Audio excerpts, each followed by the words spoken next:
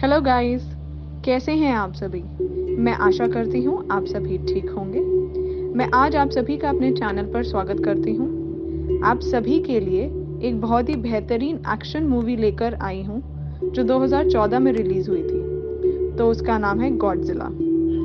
आइए तो बिना टाइम वेस्ट किए हम मूवी स्टार्ट करते हैं। मूवी शुरू होती है 1999 फिलीपींस से। वहाँ खान मजदूरों को खुदाई करते टाइम न्यूक्लियर पावर के निशान मिलते हैं। इसी कारण उन्हें लगता है कि वहाँ यूरेनियम की बहुत बड़ी खदान मिली है। उसी घाटी में बहुत बड़ा खड्डा हो जाता है खुदाई के कारण। उसी की जांच पड़ताल के लिए वहाँ बुलाया जाता है विशेषज्ञों को, जिसमें हमारी मुलाकात होती है डॉक्टर श्रीजावा से। डॉक्टर श्रीजावा और उनकी एक कलीग उसका निरीक्षण करती है और वहाँ वो लोग पाते हैं कि एक बहुत ही बड़े जीव का कंकाल और उसके साथ ही साथ 2 अंडे, जिसमें से एक अंडे का जीव बाहर जा चुका होता है, जिसका रास्ता समुद्र की तरफ देख पाते हैं। दूसरा जो अंडा होता है वह निष्क्रिय रहता है, इसमें कोई भी हलचल नहीं होती है। कहानी दिखाई जाती है जापान से। वहां हम देखते हैं एक परिवार जिसमें है मिस्टर जो, एक प्लांट के इंजीनियर, उनकी वाइफ और उनका बेटा फोर्ड। वहां जो अपने प्लांट की कलीग से बात करते हैं कि मैं किसी भी तरीके से आगे काम करने के लिए तुम्हें परमिशन नहीं दे सकता। मुझे उस प्लांट में किसी तरह की हलचल महसूस हो रही है जो कि रेगुलर हलचल से कहीं ज्यादा डिफरेंट है और ये बिल्कुल भी नॉर्मल नहीं है। वो प्लांट में पहुंचता है, उसके साथ उसकी वाइफ भी उसी प्लांट में काम करती है। प्लांट के बेसमेंट में हो रही हलचल को जानने के लिए वो अपनी वाइफ को उसी बेसमेंट में बाकी दूसरे लोगों के साथ भेजता है। कुछ ही समय में वहां देखते हैं कि इस प्लांट में इतनी बुरी तरह की हलचल होती है कि वो एक भूकंप के जैसे प्रतीत होती है। जो अपनी वाइफ को कांटेक्ट करने की कोशिश करता है और उसे कहता है कि तुम जल्द से जल्द बेसमेंट में से बाहर आ जाओ। हो सकता है कि रेडिएशन जो कि बेसमेंट में है वो बाहर आ जाए, और बाहर आने का मतलब है कि वो पूरे जापान शहर को तबाह कर देगी। वो रेडिएशन बढ़ती चली जाती है। जो अपनी वाइफ को लाने के लिए वहां से भागता है कि कैसे भी करके वो अपनी वाइफ को बेसमेंट में से बाहर निकाल ले। वह बेसमेंट के दरवाजे पर खड़ा हो जाता है और उसकी वाइफ के आने का इंतजार करता है कि वाइफ और बाकी लोग वहां से भागने की काफी तेजी से कोशिश करते हैं। वह देखते हैं कि वहां से रेडिएशन उनकी तरफ बढ़ती जा रही थी। एक समय ऐसा आता है जब जो के पास कोई भी रास्ता नहीं बचता है उस गेट को बंद करने के अलावा, और वो अपनी आंखों के सामने उसी गेट को बंद कर देता है, जिसके अंदर बाकी दूसरे लोगों के साथ वाइफ भी उसकी वहीं रह जाती है। अगर वो गेट बंद नहीं करता तो वो सारी रेडिएशन उस गेट में से बाहर आ जाती, जो कि पूरे शहर को तबाह कर देती। देखते ही देखते वह पूरे प्लांट जाता है। यह सारा किस्सा उनका बेटा फोर्ड अपने स्कूल से देख रहा होता है कि कैसे प्लांट खत्म हो चुका होता है, और उसकी माँ का मौत का जिम्मेदार वो हमेशा से ही अपने फादर को मानता है। कहानी शिफ्ट होती है 15 साल बाद। जो का बेटा फोर्ड अब नेवी में भर्ती हो चुका होता है। वह अपनी छुट्टियों में अपने घर आया होता है। अब फोर्ड का भी एक परिवार है जिसमें उसकी वाइफ एल और उसका बेटा सैम है। उसी बीच उनके पास एक फोन आता है जो कि उसके पिता से रिलेटेड होता है। यह फोन इस रिगार्डिंग होता है कि उसके पिता को यानी मिस्टर जो को निषेध एरिया में पाया गया है और उन्हें गिरफ्तार कर लिया गया था। फोर्ड जापान नहीं जाना चाहता था, लेकिन उसकी वाइफ एल उसे कहती है कि तुम्हारे पिता को तुम्हारी जरूरत है और तुम्हें वहां जरूर जाना चाहिए। नाखुश फोर्ड अपने पिता को छुड़ाने के लिए जापान जाता है। जो अपने बेटे फोर्ड को समझाना चाहते थे कि 15 साल पहले हुआ किस्सा किसी भी तरीके से नेचुरल नहीं था। वहां पर कुछ ऐसा वाक्य हुआ था जिसे मैं सुलझाना चाहता हूँ, लेकिन बिना सबूत के मैं किसी को भी साबित नहीं कर सकता, और यह सारे सबूत मुझे मेरे घर में ही मिलेंगे जो कि फ्लॉपी डिस्क में है। फोर्ड अपने पिता की बातों को बिल्कुल भी नहीं मानता है। उसे लगता है कि ये सारी बातें मनगढ़ंत है।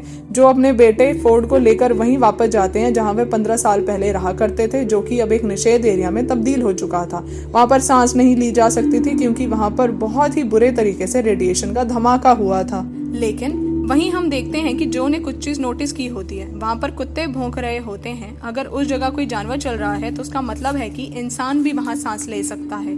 जो अपना मास्क वहां उतारता है और उसे पता चलता है कि वहां किसी भी तरह की रेडिएशन नहीं है, यानी कि सरकार जो अभी तक हमें सूचना दे रही थी वह बिल्कुल ही गलत है।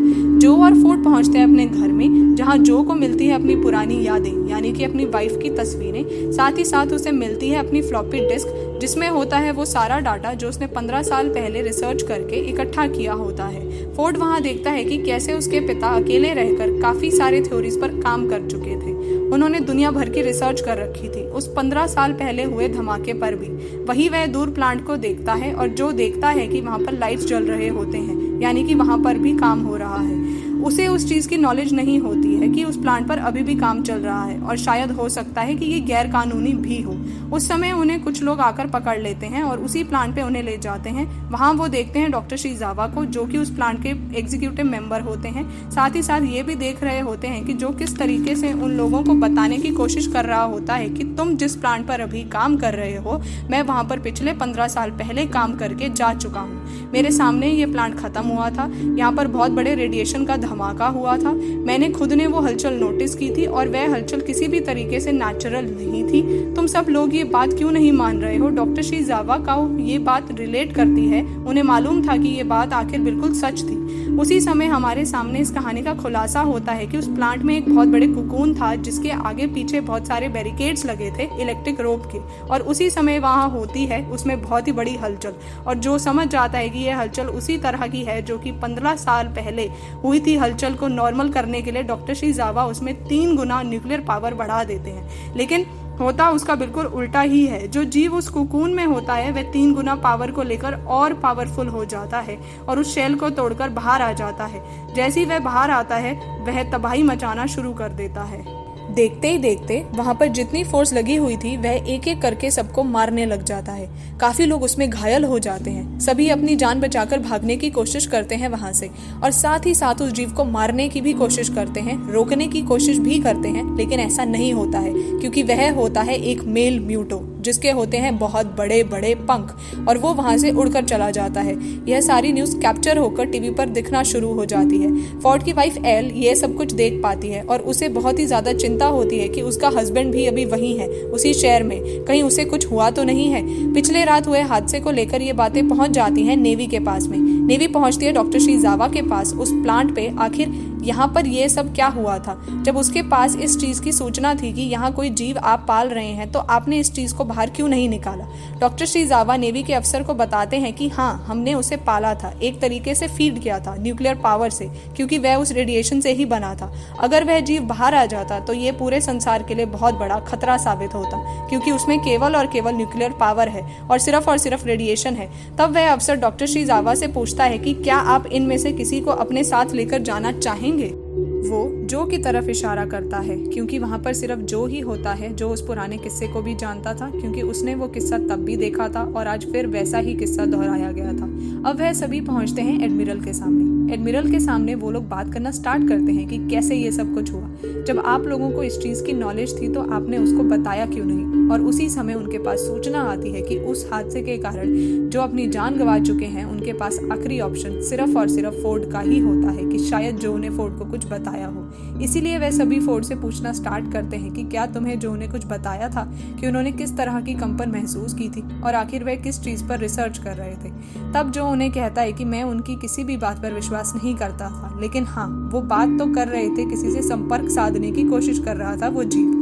वहाँ पर बैठे सभी लोग समझ जाते हैं कि वो जीव जिससे संपर्क कर रहे थे वह और कोई नहीं, गॉडजिला था, जिसे 1954 में मारने की कोशिश की गई थी, लेकिन वो मरा नहीं था। और वो भी बना था रेडिएशन से, जो कि रहता था पानी के नीचे धरती के कोर में, जो एब्जॉर्ब करता था सिर्फ और सिर्फ रेडिएशन। इन सब के बीच अब फोर्ड अपने घर जाना चाहता था। वह फोन करके अपनी वाइफ को कहता है कि पिछली रात यहाँ पर एक हादसा हुआ था, मैं अभी ठीक हूँ और मैं घर वापस आ रहा हूँ। वो रहता होता है कैलिफोर्निया में और वो अपने घर के लिए वापस जा रहा होता है। उस समय वो होता है हवाई में। अब यह जो म्यूटो प्लांट तोड़कर भागा था उसे ढूंढने के लिए नेवी अपनी पूरी ताकत लगा देती है। हालांकि वो म्यूटो बना होता है पूरे के पूरे रेडिएशन से, इसलिए किसी भी तरह का रडार उसे कैच नहीं कर पाता है। वो म्यूटो सिर्फ और सिर्फ लेता है न्यूक्लियर पावर। इस समय एक बहुत ही बड़ा रशियन पनडुब्बी न्यूक्लियर पावर लेकर वहीं से जा रही होती है और आर्मी देख पाती है कि वह रशियन पनडुब्बी लापता है।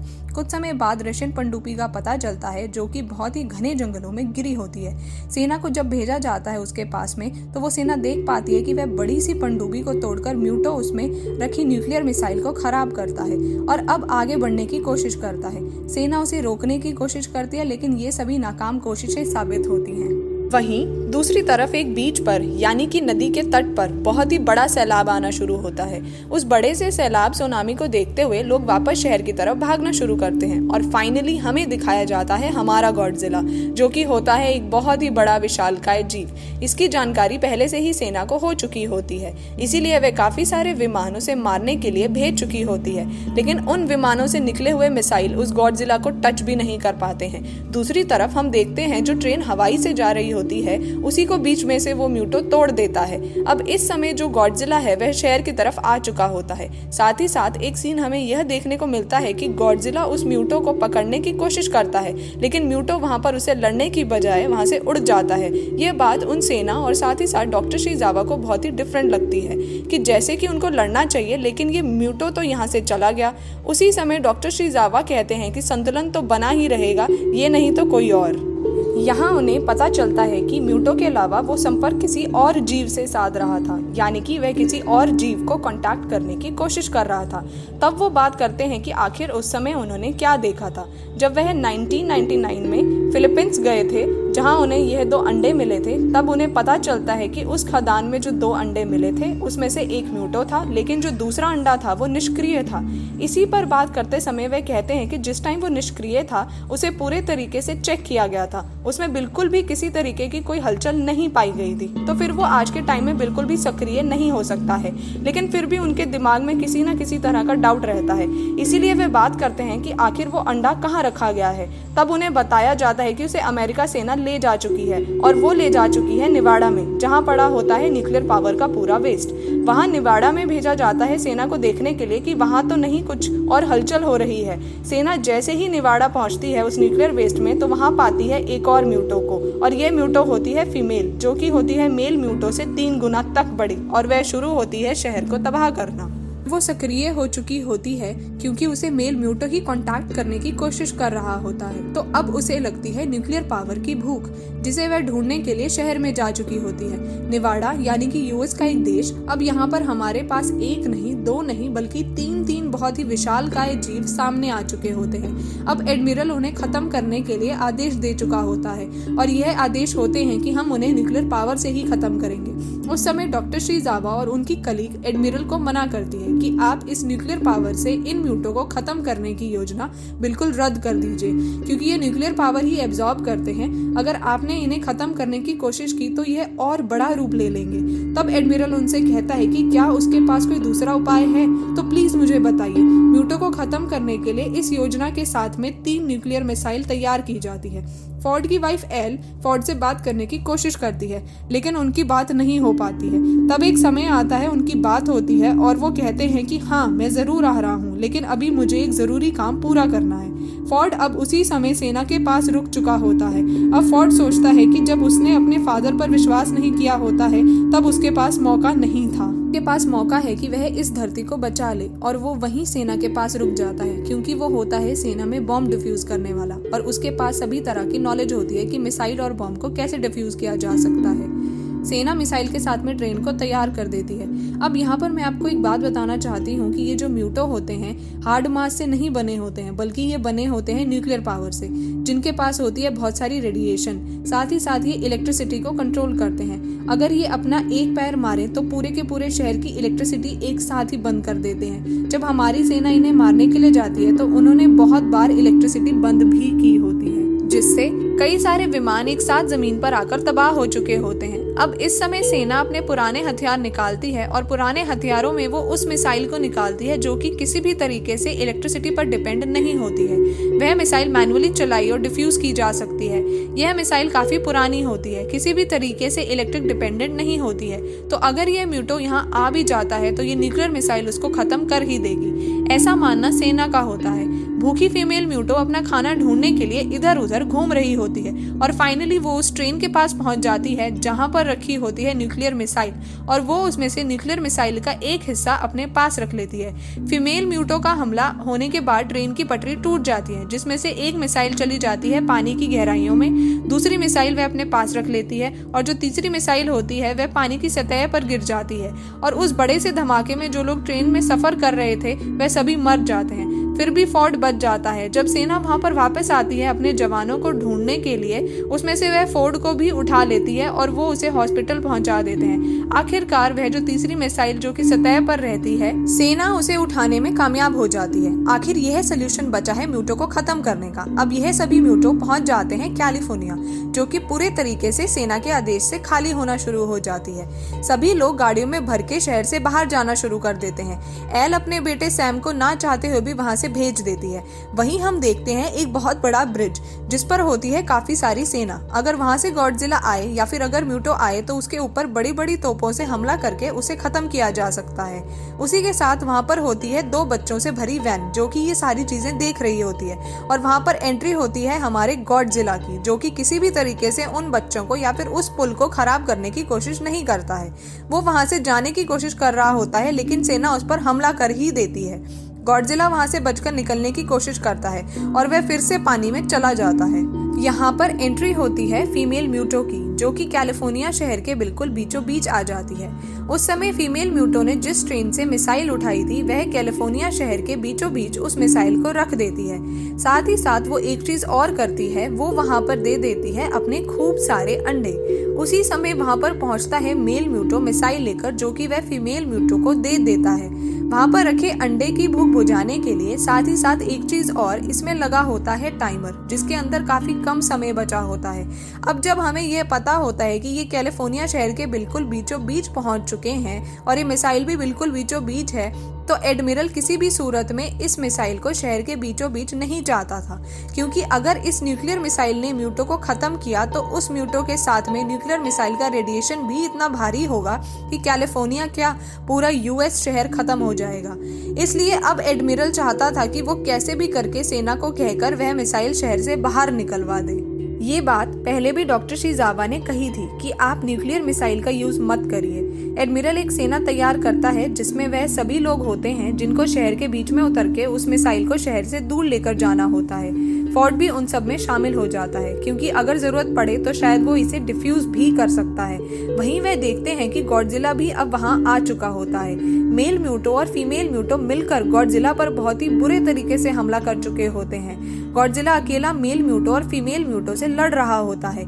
इस समय सभी उस जगह भी पहुंचते हैं जहां पे वो न्यूक्लियर मिसाइल रखी होती है। सेना उस न्यूक्लियर मिसाइल को उठाती है और वहां से जाने की कोशिश करती है। उसमें से एक सैनिक फोर्ड को भी कहता है कि तुम भी यहाँ से चलो जल्दी और हमारी मदद करो।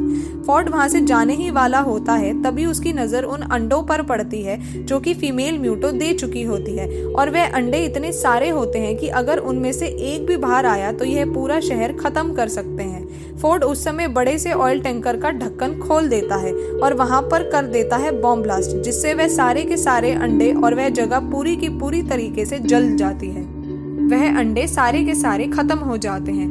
इस चीज को देखकर फीमेल म्यूटो पूरी की पूरी तरीके से पागल हो जाती है और वो गॉडजिला और मेल म्यूटो से लड़ाई छोड़कर अपने अंडों की तरफ भागती है, अपने अंडों को देखने के लिए। अब इस समय गॉडजिला अपने एटॉमिक ब्रैट से मेल म्यूटो को भी मारने की कोशिश करता है। साथ ही साथ फीमेल म्यूटो पर भी वह एटॉमिक रे छोड़ता है। अब सेना उस न्यूक्लियर मिसाइल को उठाकर उस बोट में डालने में सफल हो जाती है और वो बोट चालू कर देती है, लेकिन फीमेल म्यूटो ऐसा नहीं होने देती है और वो बोट पे हमला कर देती है। वहां पर जितनी भी सेना वाले थे उन सभी को मार गिराती है। अब उस न्यूक्लियर मिसाइल में लगा होता है टाइमर, जो कि ऑलमोस्ट खत्म ही होने वाला होता है। फोर्ड वहां से भागता है और पहुंच जाता है उस बोट में उसे चालू करने के लिए, कि कैसे भी करके वो उस बोट को चालू करे ताकि वह शहर से कुछ दूरी तो बना ही ले। अगर वहां पर कुछ धमाका भी होता है तो वह शहर तक ना पहुंचे। देखते ही देखते लड़ाई एक बहुत ही शानदार सीन में तब्दील हो जाती है।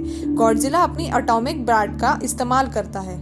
सबसे पहले तो वो अपनी पूंछ को इतनी जोरदार तरीके से मेल म्यूटो पर मारता है कि एक ही झटके में मेल म्यूटो वहां पर खत्म होके गिर जाता है। उधर फीमेल म्यूटो मारने ही आती है फोर्ड को और बस वो पहुंच जाती है उसे मारने के लिए, साथ ही साथ न्यूक्लियर मिसाइल को खाने के लिए, और गॉडजिला उसी समय उसको पीछे से पकड़ लेता है और अपनी जोरदार एटॉमिक ड्रेस से उस म्यूटो को खत्म कर देता है।